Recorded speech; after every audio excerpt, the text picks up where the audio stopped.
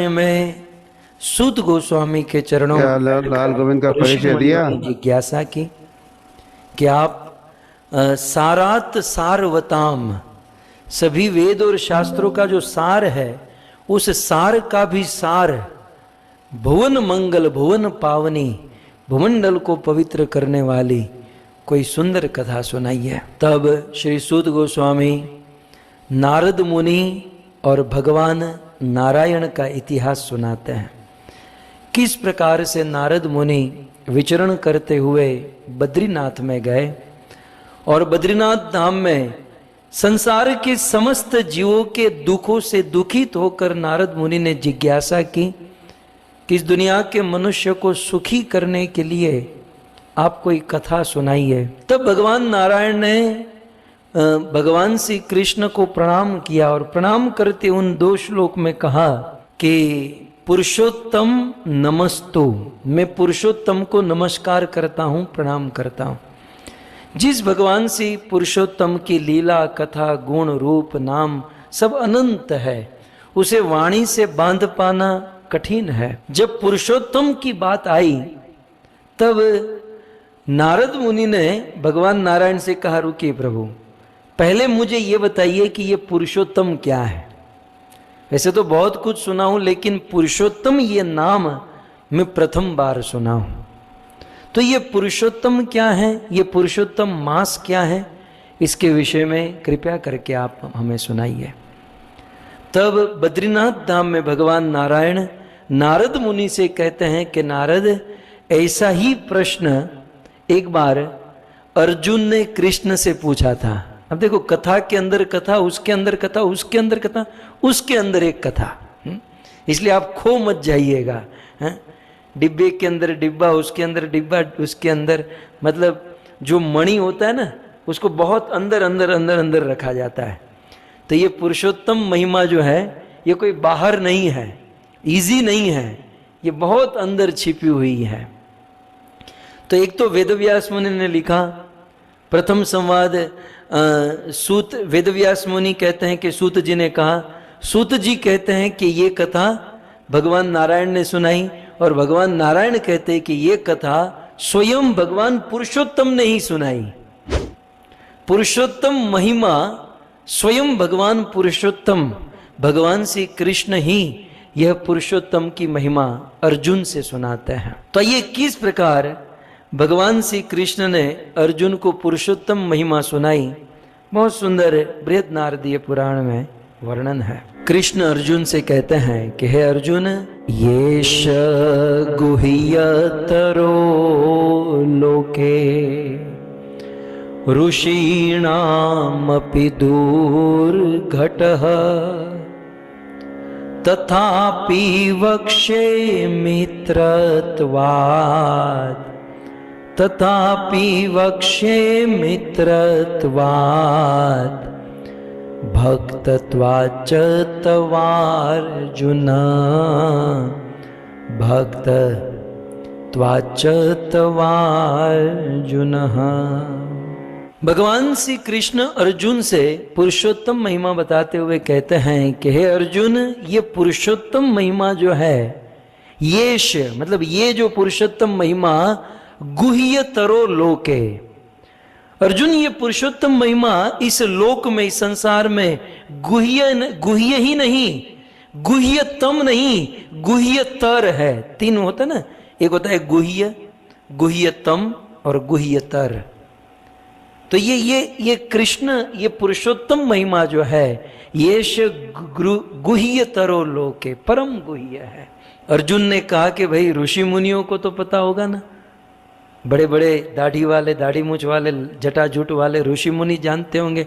बोले नहीं अर्जुन, ऋषिणाम अपि दुर्घटः, ऋषि मुनि भी बहुत बहुत बातें जानते हैं, ऋषि मुनि भी बहुत बहुत कथाएं जानते हैं, लेकिन पुरुषोत्तम महिमा ये तो ऋषि मुनि भी नहीं जानते हैं। तो येष गुह्यतरो लोके ऋषिणाम अपि दुर्घट, बड़े बड़े ऋषि मुनि भी इस गुह्य रहस्य को, गुह्यतर रहस्य को नहीं जानते। तथापि फिर भी बड़े बड़े ऋषि मुनि भी इस पुरुषोत्तम महात्म्य को नहीं जानते, तथापि फिर भी वक्ष्ये, मैं तुम्हें कहूंगा अर्जुन, फिर भी मैं तुम्हें यह पुरुषोत्तम महिमा सुनाऊंगा।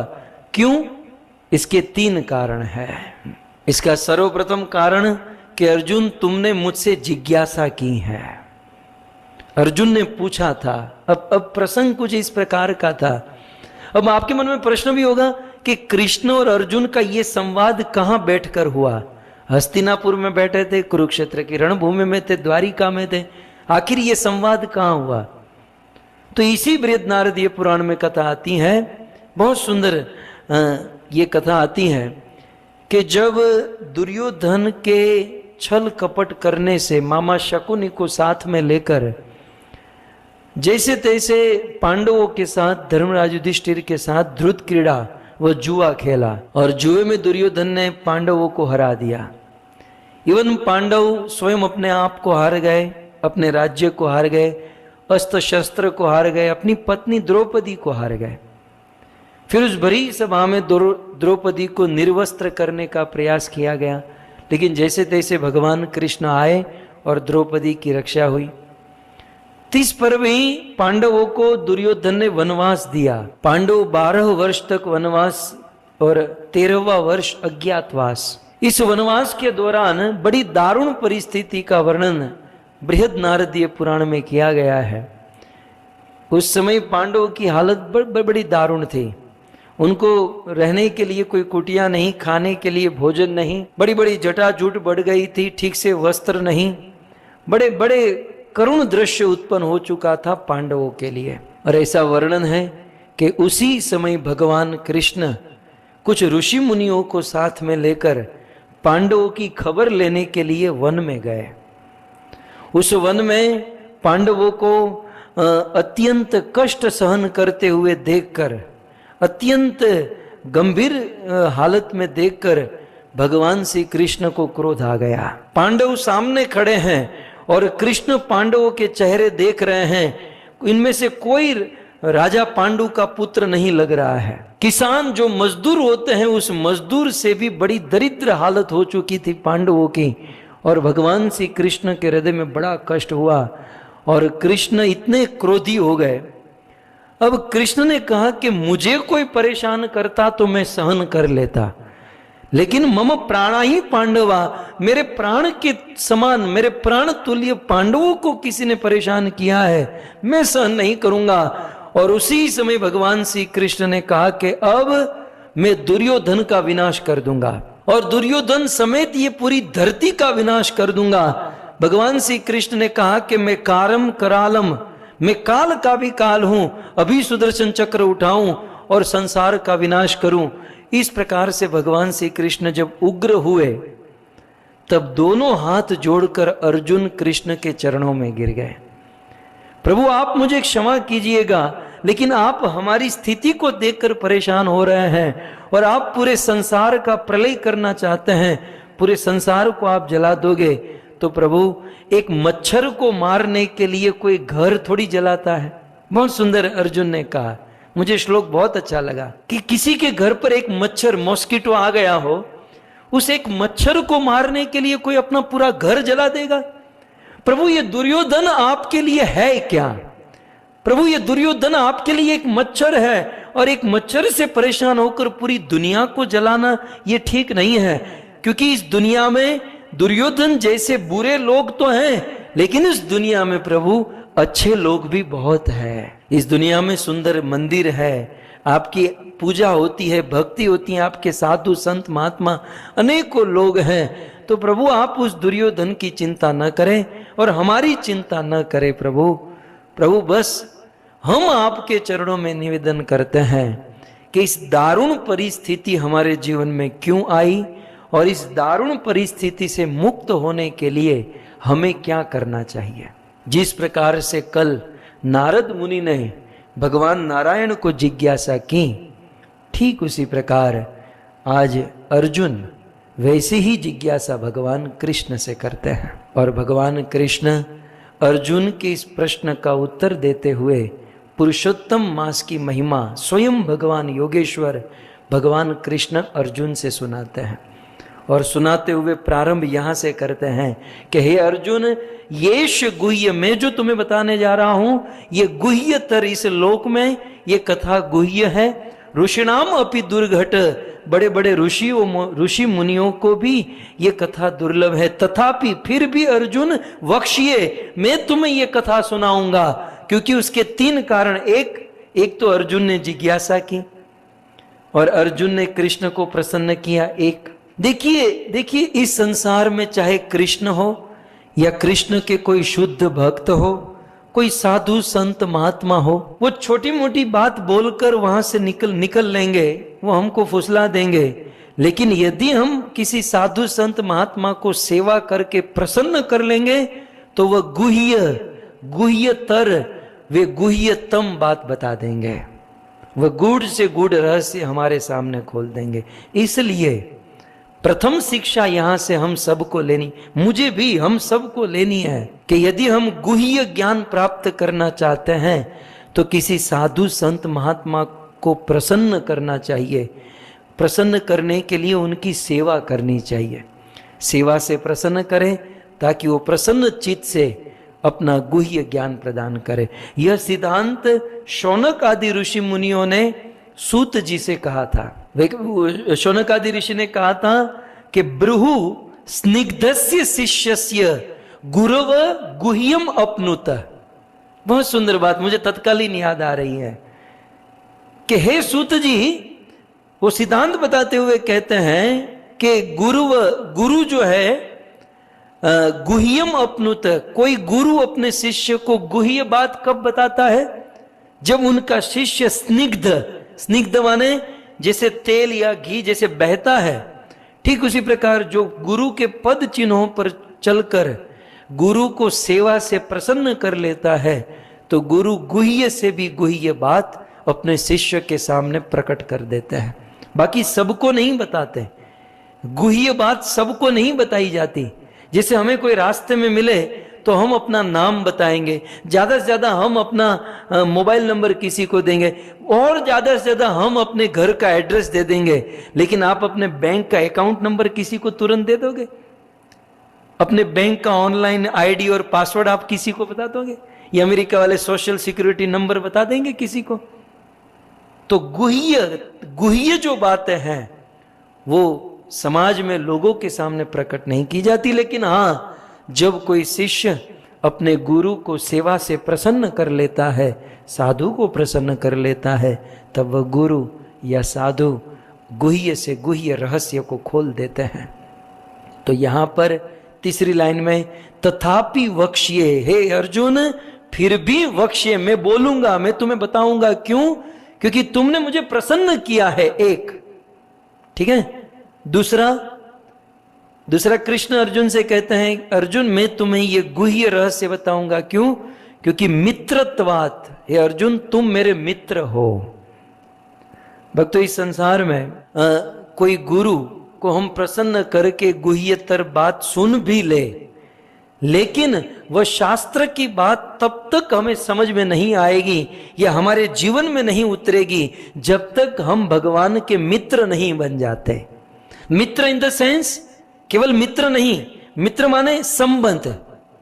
जब तक हम कृष्ण के साथ संबंध नहीं जोड़ लेते तब तक गुरु कितनी भी बड़ी बात करे हमारे पल्ले पड़ने वाली नहीं है। इसलिए वेद शास्त्रों को समझने के लिए सबसे पहले भगवान से मित्रता, केवल मित्रता नहीं, भगवान की दास्तान या भगवान से वात्सल्य, साख्य, माधुर्य, किसी भी प्रकार का कृष्ण से कोई संबंध जोड़े, तब जाकर ये वेद शास्त्र हमें समझ में आएंगे। ऐसा ही श्लोक भगवद गीता में भी है। कृष्ण ने अर्जुन से कहा था, भक्तों सी में सखा चेती, अर्जुन तुम मेरे सखा हो इसलिए बता रहा हूं। तो रहस्य, शास्त्रों के रहस्य हमारे हृदय में तब खुलेंगे जब हम भगवान से संबंध जोड़ेंगे। अन्यथा हम दूर दूर से सुनते रहेंगे, बस केवल इस कान से डालकर यहाँ से बाहर। लेकिन जब संबंध जोड़कर, भगवान के साथ संबंध स्थापित करके जब शास्त्र सुनेंगे, तब जाकर वह शास्त्र में आनंद आएगा, उसे हम समझ पाएंगे। तो दूसरा पॉइंट कहा कि हे अर्जुन, मैं तुम्हें यह गुह्य रहस्य बता रहा हूं क्योंकि तुम मेरे मित्र हो, क्योंकि तुम्हारा मेरे से संबंध है। और तीसरा, भक्तत्वाच तवार अर्जुन, हे अर्जुन मैं तुम्हें यह बता रहा हूं, इसका तीसरा कारण भक्तत्वात, क्योंकि तुम मेरे भक्त हो। वेद और शास्त्र को यदि जानना है, समझना है, या भगवान को यदि जानना है, समझना है, तो इसके लिए एक ही मार्ग है, एक ही तरीका है, और वो है भक्ति। बिना भक्ति किए वेद शास्त्र को हम पूर्ण समझ नहीं पाएंगे। हाँ, इंफॉर्मेशन प्राप्त हो सकती है, जैसे मैं कल कह रहा था ना, हम शरीर नहीं आत्मा है, कौन नहीं जानता। हम शरीर नहीं आत्मा ही, ये कौन नहीं जानता। ये जानने पर भी हम लोग रात दिन शरीर के लिए मर रहे हैं, शरीर के पीछे पड़ रहे हैं। इसका अर्थ यह है कि हम शरीर नहीं, हम आत्मा है, ये मात्र इंफॉर्मेशन हमको मिली है, ये जीवन में अप्लाई नहीं हुआ है। यदि इसे जीवन में अप्लाई करना है तो भक्ति करनी होगी। केवल नॉलेज से काम नहीं बनेगा प्रभु, केवल नॉलेज से काम नहीं होगा, नॉलेज के साथ साथ भक्ति करनी। इसलिए भगवत गीता में कृष्ण कहते हैं कि अर्जुन, नाहम प्रकाश सर्वस्य योग माया समावृतम। अर्जुन, दुनिया के लोग मुझे कोई समझ नहीं सकते, लेकिन हां, मुझे समझने का एक तरीका है, और वो तरीका क्या है? भगवत गीता में कृष्ण कहते हैं, अर्जुन भक्तिया माम अभिजानाति।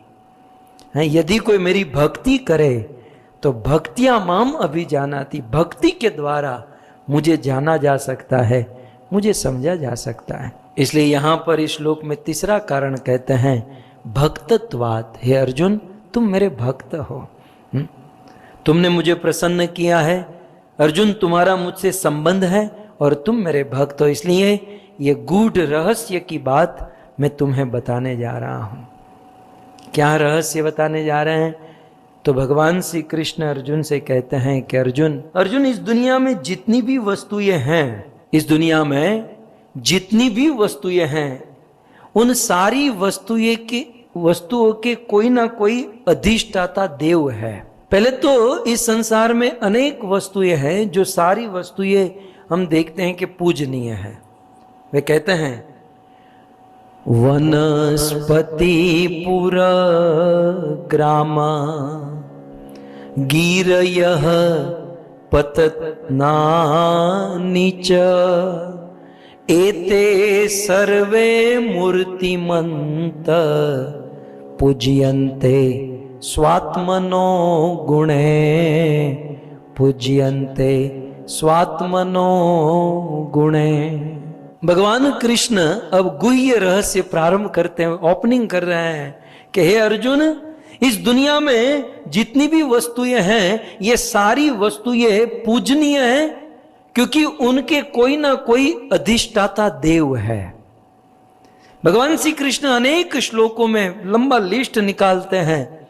सर्वप्रथम, ये जितने भी महीने हैं, कार्तिक, मार्गशीर्ष, पोष, माह, फाल्गुन, वैशाख, ये 12 महीने के कोई ना कोई अधिष्ठाता देवता है। तो प्रत्येक महीने के अधिष्ठाता देवता है।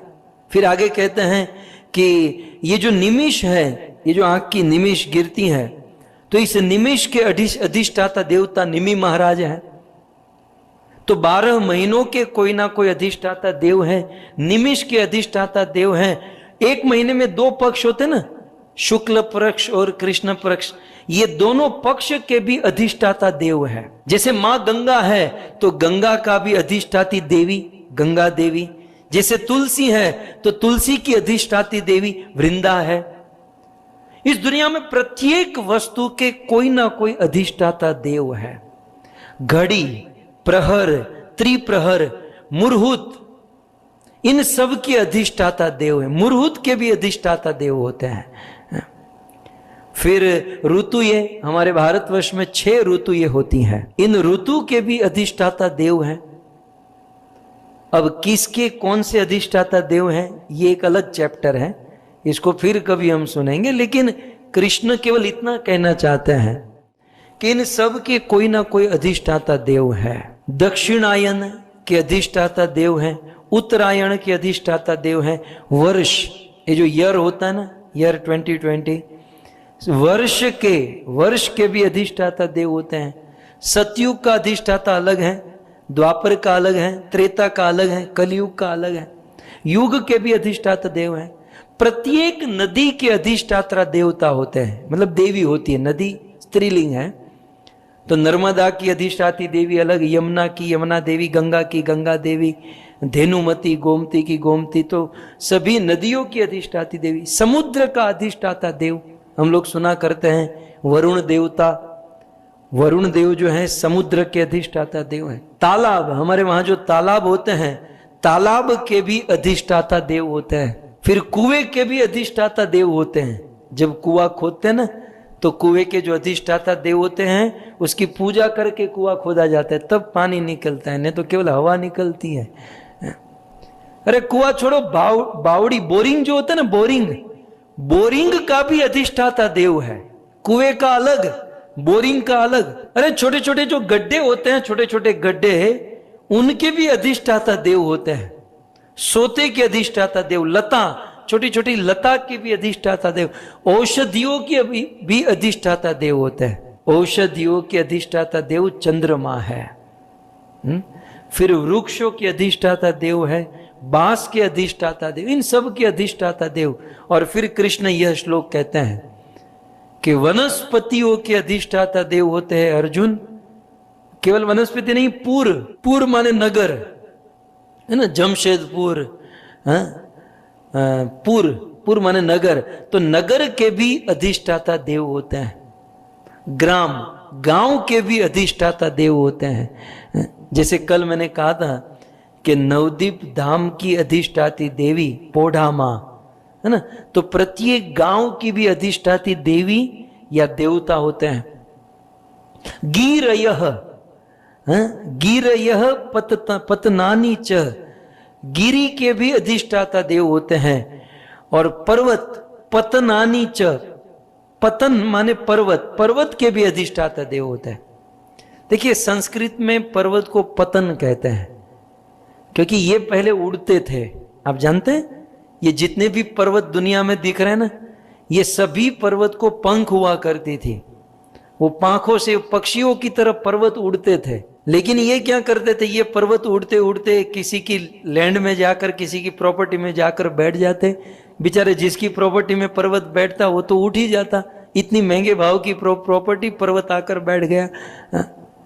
रातों रात पर्वत उड़कर कहीं और जाकर बैठ जाता, तो वो लैंड वाला रातों रात धनी हो जाता और दूसरा वाला कंगाल हो जाता। व्यवस्था बिगड़ रही थी, तब देवराज इंद्र ने अपने वज्र से पर्वतों के पंख काट दिए। तब से पतनानी, पर्वत गिर गए और सारे पर्वत एक जगह पर स्थित हो गए। अतः पतनानी च, तो वनस्पति, पूर, ग्राम, गिरी, पर्वत, एते सर्वे मूर्तिमन्तः। कृष्ण अर्जुन से कहते हैं कि अर्जुन, एते, ये सब सर्व मूर्तिमान पूज्यते स्वात्मनो गुणे, ये सब लोग पूजनीय है। इन सब की पूजा होती है। ये जो पूरा लिस्ट गिनाया गया, इस प्रकृति में इन सब की पूजा होती है। जो आस्तिक श्रद्धालु जन है, वेदों के अनुसार इन सब की पूजा करते हैं। और इसको और दृढ़ करते हुए अगले श्लोक में कृष्ण कहते हैं कि अर्जुन, देखिए श्लोक बदल गया है, कहते हैं कि न तेषाम, अर्जुन ये जितने भी वस्तुएं हैं, न तेषाम कश्चित अपि अस्ति ही अपूर्व स्वामी वर्जिता। इस दुनिया में कभी ऐसा नहीं हुआ कि इन लोगों की पूजा न की गई हो। अर्थात ये वनस्पति, ये पूर, ये ग्राम, ये पर्वत, गिरी, समुद्र, नदियां, इन सब की पूजा होती है। कभी ऐसा नहीं हुआ कि इन लोगों की पूजा न होती हो। क्यों? क्योंकि ही पूर्व स्वामी वर्जित।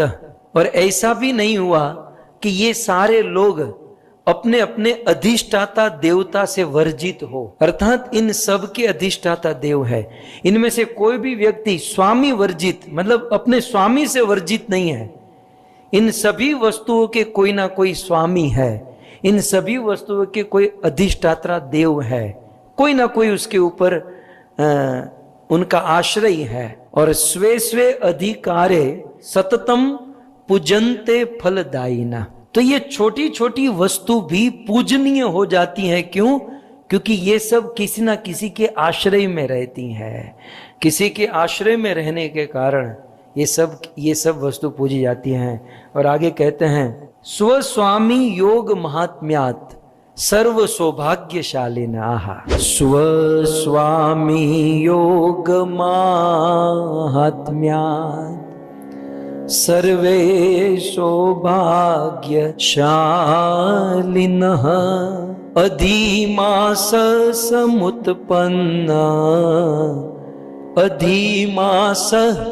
समुत्पन्न कदाचित पांडुनंदन।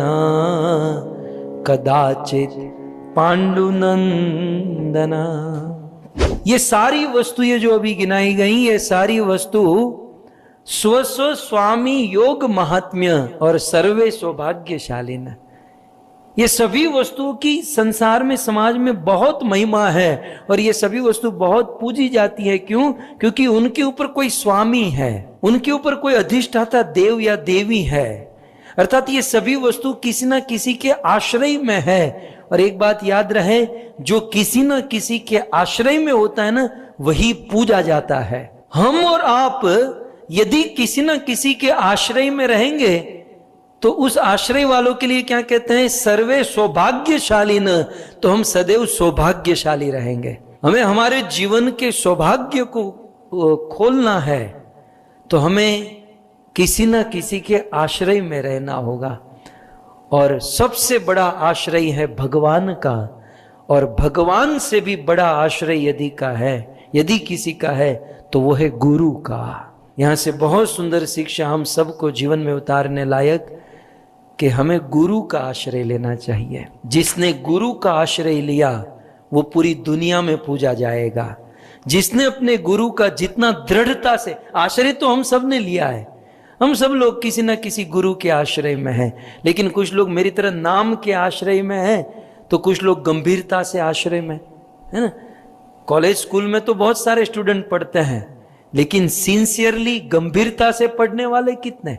ठीक उसी प्रकार सबसे पहले तो गुरु का आश्रय, और आश्रय दृढ़ता से, पूर्ण विश्वास के साथ दृढ़ता से आश्रय लेना चाहिए। जब गुरु का आश्रय लेते हैं तो जीवन में सौभाग्य ही सौभाग्य होता है, सौभाग्यशाली न।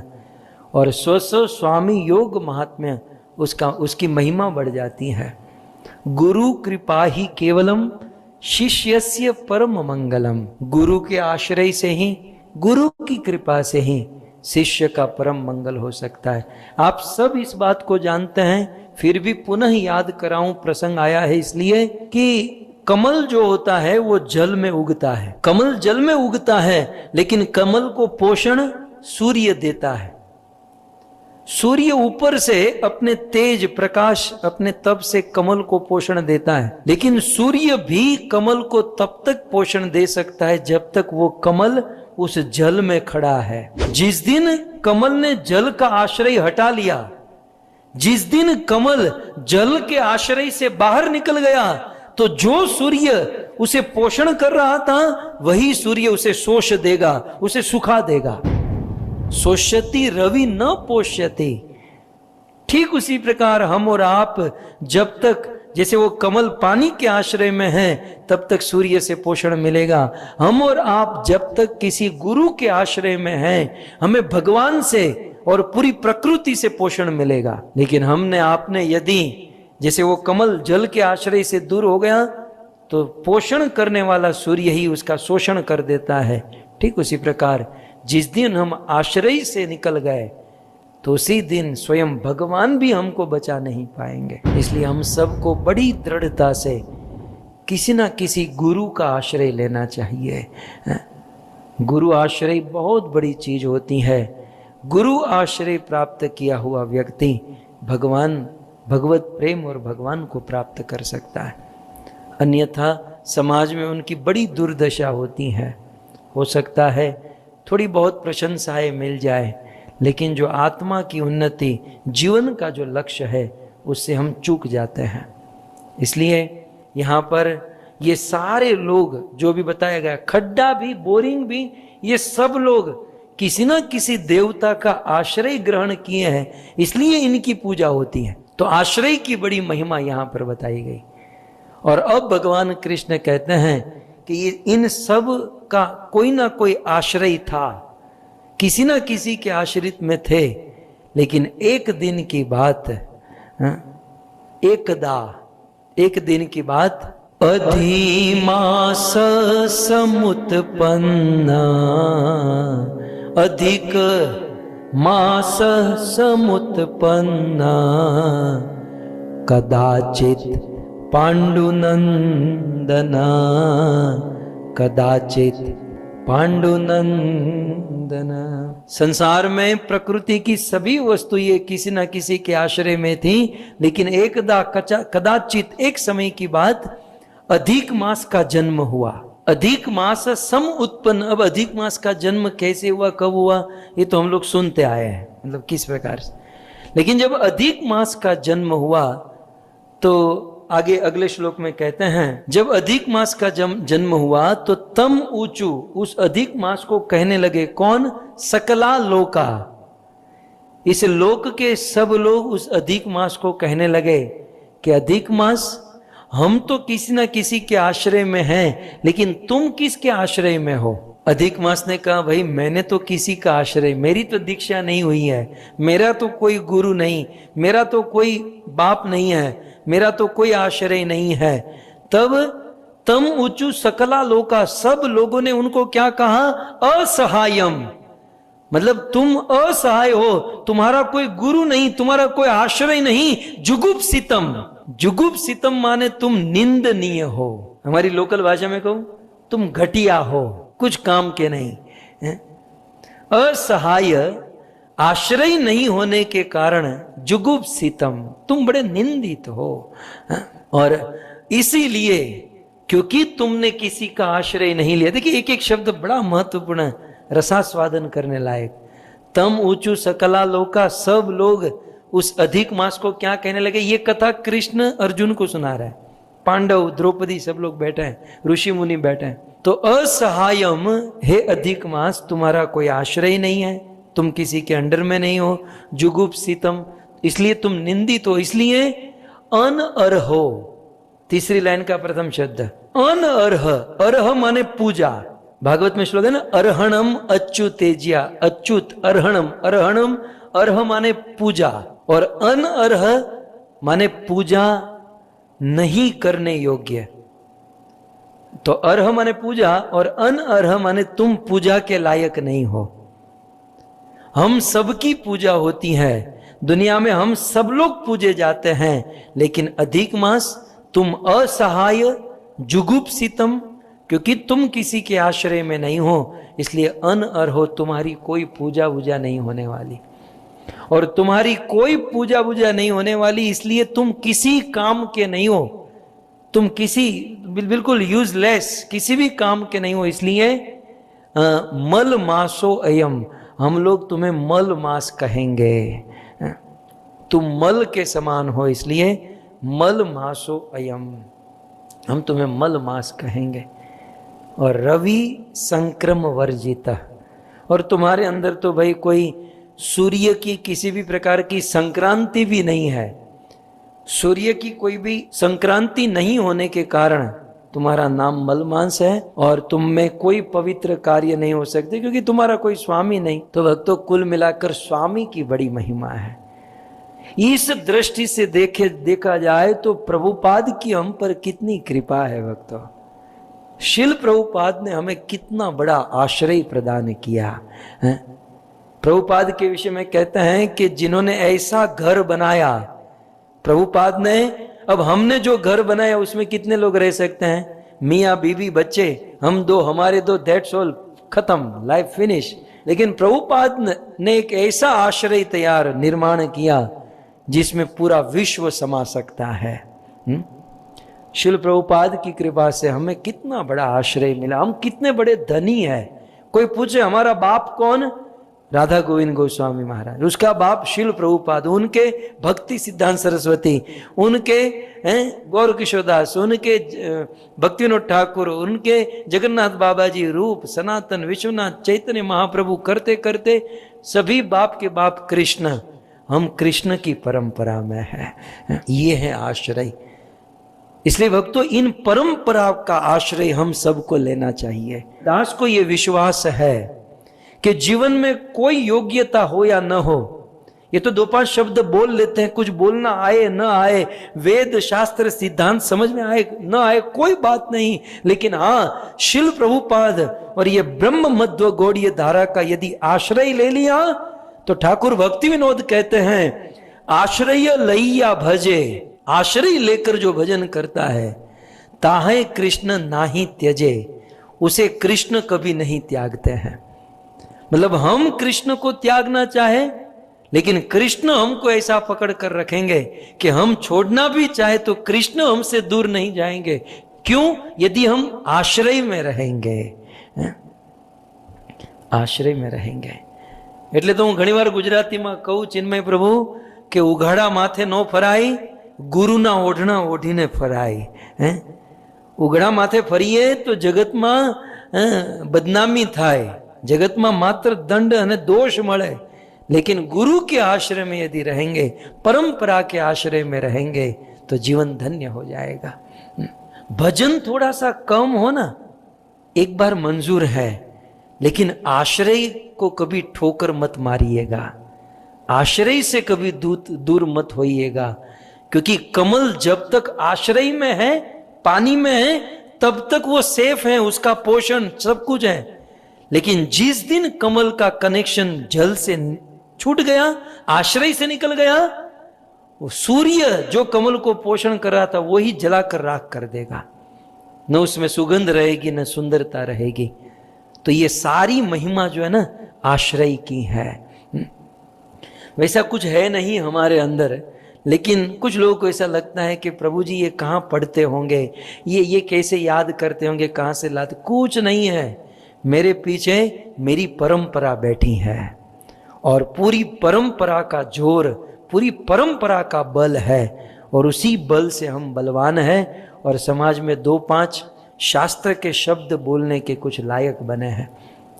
परंपरा और कुछ नहीं, आश्रय है। सो कुल मिलाकर भक्तों, आज अधिक मास से हमें ये आश्रय को समझना है कि छोटे छोटे खड्डे, नदी, सरोवर, तालाब, समुद्र, मैंने पूरा जो गिनाया, वो सब की पूजा होती है हमारे देश में। जो जड़ है उनकी भी पूजा होती है। क्यों? क्योंकि वो किसी ना किसी के आश्रय में है। और अधिक मास असहायम, असहायम माने आश्रय बिगर का होने के कारण जुगुप्सितम, वो निंदनीय था, और अनअर्ह, उसकी कोई पूजा नहीं हुई, और इसलिए उनको मल मास कहा गया, और रवि संक्रांति वर्जिता। और इतना ही नहीं, आगे तो बड़ी बड़ी दुर्दशा देखिए, बिना आश्रय वालों की कितनी दुर्दशा होती है। देखिए, अस्पृश्यो मलरूपत्वात् शुभे कर्माणि गर्हितः श्रुत्वे तद्वचनं लोकान् निरुद्योगो हत प्रभ, निरुद्योगो हत प्रभ। आप समझ रहे हैं? ये कथा तो आप सब जानते हैं, लेकिन मूल श्लोकों के साथ शब्दों का रसास्वादन करते करते इस कथा को सुनने में कितना आनंद होता है। इसलिए मैं बार बार कह रहा हूं, मूल को पकड़िए। जब मूल को पकड़ेंगे तो आजू बाजू की सारी बातें, सिद्धांत, फिलोसॉफी हमें सब समझ में आएगी। बाकी ये कथा सीधी सीधी हम लोग पढ़ लेते हैं, हम लोग सुन लेते हैं, लेकिन ये मूल में बड़ा रसास्वादन होता है। खैर, तो अधिक मास के विषय में लोगों ने और क्या कहा, कहते अस्पृश्य, इसको तो टच भी नहीं करना चाहिए। ये अधिक मास अस्पृश्य, अछूत, अनटच, टच नहीं करना है।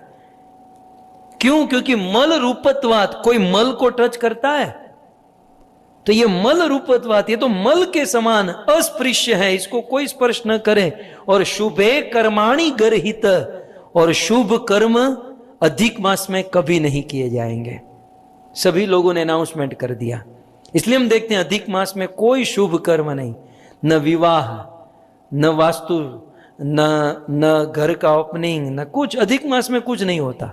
तो शुभे कर्माणि वर्जित, अधिक मास जो है शुभ कर्मों से वर्जित है।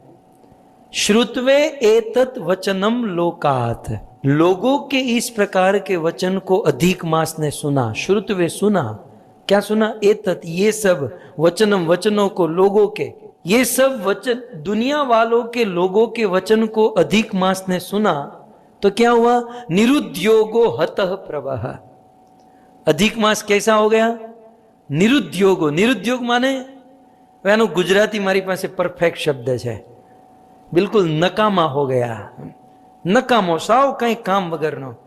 निरुद्योग माने बिल्कुल नवरा, नकामा, मतलब कुछ काम का नहीं।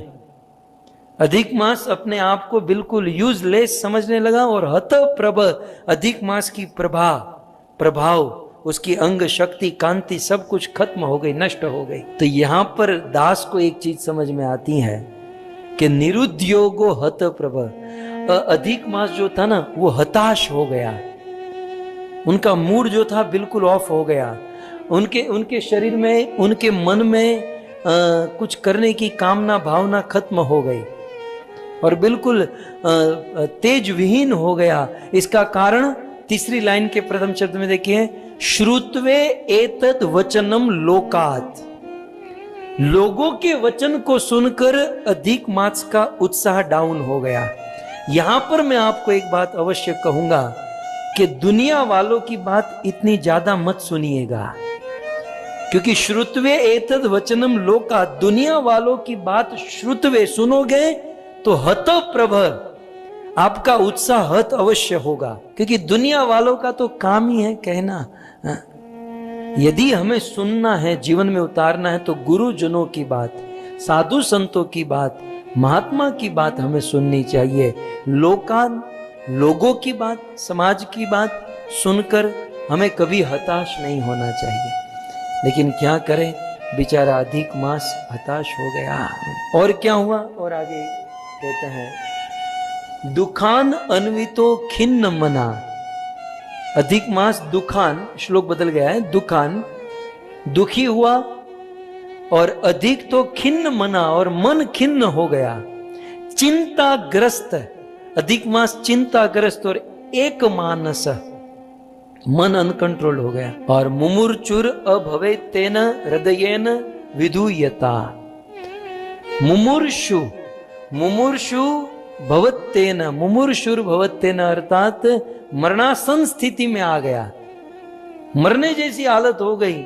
देखिए, जिसको कलेजा होता है ना, उसको बदनामी पसंद नहीं होती, बाकी बिना कलेजे वाले की कितनी भी बदनामी हो उसको कुछ लेना देना नहीं होता। लेकिन इनका तो दिल था, जब बदनामी होती है तो अच्छा नहीं लगता। तो बदनामी हो रही थी, इसलिए दुखी हुआ, खिन्न मन हुआ, चिंताग्रस्त, मन अनकंट्रोल, और मुमुर्षु मरणासन स्थिति पर पहुंच गया। हृदयेन विदूयता, उनका हृदय विदीर्ण हो गया। हृदय पर समाज वालों ने बड़ा प्रहार किया, कुछ काम का नहीं, ये है मल के समान, कुछ नहीं होगा। जब इस प्रकार की परिस्थिति मल मास की, अधिक मास की हुई, तब उसने एक काम बहुत अच्छा किया जो हमें सीखना चाहिए। जब अधिक मास को समाज में इस प्रकार से किया गया तो उन्होंने एक ये कार्य बहुत बढ़िया किया। पश्चात धैर्य समालंब्य, पश्चात धैर्यं समालंब्य, माम असो शरणं गत, माम असो शरणं गत। जब अधिक मास के जीवन में बड़ा दुख हुआ, बड़ा कष्ट हुआ, संसार के लोग उलाहना देने लगे, तब पश्चात कुछ समय तो अधिक मास थोड़ा सा डिप्रेशन में रहा, लेकिन कुछ समय डिप्रेशन में रहने के बाद धैर्य, उसने धैर्य धारण किया, समालंब्य, और उसने सोचा कि मेरे जीवन में प्रॉब्लम इसीलिए है ना कि मैं किसी की शरण ग्रहण नहीं किया, मैंने किसी का आश्रय ग्रहण नहीं किया। यदि किसी का आश्रय ग्रहण कर लूं तो मेरा काम हो जाएगा। इसलिए पश्चात धैर्यम समालंब्य, ये अधिक मास जो था, ये कथा कौन किसको सुना रहे हैं? कृष्ण अर्जुन को सुना रहे, कहां पर? वनवास के दौरान। तो कृष्ण क्या कहते हैं कि अधिक मास धैर्य धारण करके माम, हे अर्जुन, माम असो, असो माने कृष्ण दिखा रहे थे अपने चरण को कि अधिक मास माम असो शरणम गत, अधिक मास मेरी शरण में आया। ये बंदे ने काम अच्छा कर लिया। समाज में बड़ी बदनामी हुई, उलाहना हुई, लोगों ने बहुत कुछ कहा, लेकिन बुद्धिमानी का काम अधिक मास ने क्या किया अर्जुन? वो सबको छोड़कर माम असो शरणम ग्रत, अर्थात मुझ कृष्ण की शरण में गया, मुझ कृष्ण की शरण में आया। इस संसार में शरण लेने लायक यदि कोई है तो वो भगवान कृष्ण है।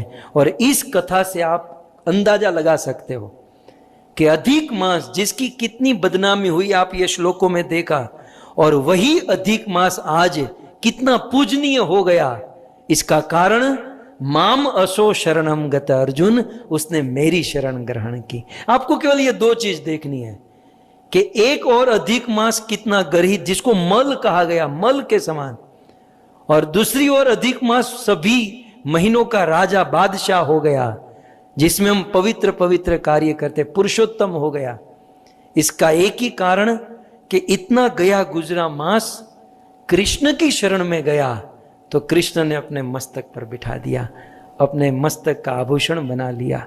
हम और आप कुछ काम के नहीं, जन्म ना जाए थे शूद्र, हम सब लोग जन्म से सब शूद्र है। इस संसार में, जीवन में यह देह, यह शरीर कुछ काम का नहीं, लेकिन यदि हम कृष्ण की शरण ग्रहण करें तो कृष्ण भी हमें अधिक मास की तरह, पुरुषोत्तम मास की तरह प्रभाववान, महिमावान बना देंगे।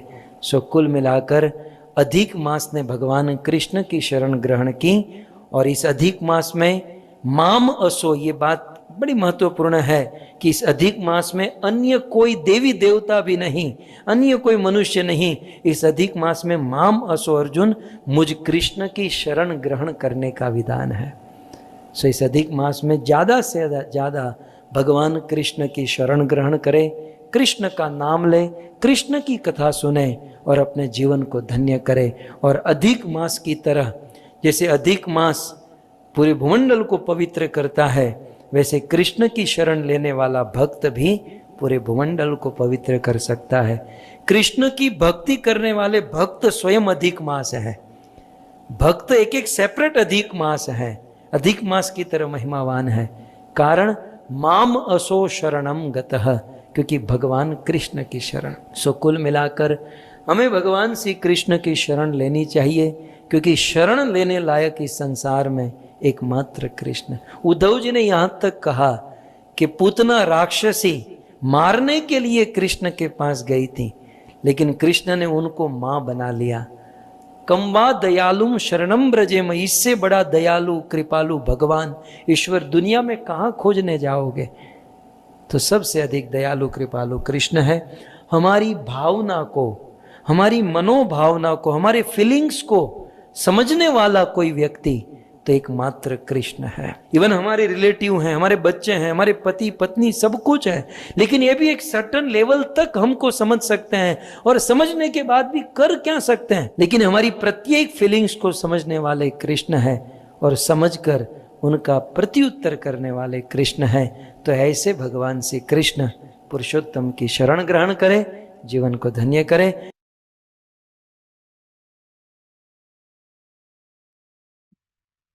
तो आशा है आप सभी ने प्रभु जी के मुखारविंद से और अधिक विस्तार से श्रवण किया। जैसे गुरु महाराज प्रारंभ में कह रहे थे प्रभु जी का परिचय, वहाँ कथा प्रारंभ हो रही थी इसलिए इतना समय नहीं मिला, लेकिन परम पूज्य श्री राधा गोविंद गोस्वामी महाराज के कृपा प्राप्त शिष्यों में से एक है, और शायद इस्कॉन जगत के वो महारथी है, कथाकार। इतनी कथाएं, शायद 350 450 से अधिक कथाएं अब तक कर चुके हैं श्रीमान लाल गोविंद प्रभु। तो महाराज परम सौभाग्य था कि इस श्रृंखला में, श्रेणी में आज उनसे भी हमने सुना, और कल अब कौन मायापुर के असिस्टेंट हेड पुजारी श्री कृष्ण चैतन्य प्रभु के मुखारविंद से हम कुछ और टेक्निकल बातें श्रवण करके अंततो गत्वा, जैसे गुरु महाराज कह रहे थे, इस अधिक मास में हम प्रवेश करेंगे, अधिक मास को हम स्वीकार करेंगे, या हम अधिक मास की या पुरुषोत्तम मास की शरण ग्रहण करेंगे। तो आप सभी से पुनः पुनः अनुरोध है, करबद्ध प्रार्थना है कि अधिक से अधिक भक्तों को जोड़िए, अधिक से अधिक भक्तों को इसका लाभ मिले। गुरु महाराज तो 4 आईडी की बात कर रहे थे, तो व्यवस्था तो बनी है, लेकिन अगर वो फुल नहीं होंगे तो कोई अर्थ नहीं है। तो पहला आईडी, फिर दूसरा आईडी, फिर तीसरा आईडी खोला जाएगा। जब तीनों फुल रह रहे स्टेबल, तब जाके चौथा आईडी भी हम खोलेंगे। तो आशा है आप सभी इसमें बड़े उत्साह से भाग लेंगे। श्री हरिनाम प्रभु की जय, हरे कृष्ण महामंत्र की जय, पुरुषोत्तम मास की जय, श्रील प्रभुपाद की जय, परम पूज्य श्री लोकनाथ स्वामी गुरु महाराज की जय। वंशा कल्पतरुभ्यश्च कृपा सिंधुभ्य एव च पतितानां पावनेभ्यो वैष्णवेभ्यो नमो नमः। अनंत कोटि वैष्णववृंद की जय।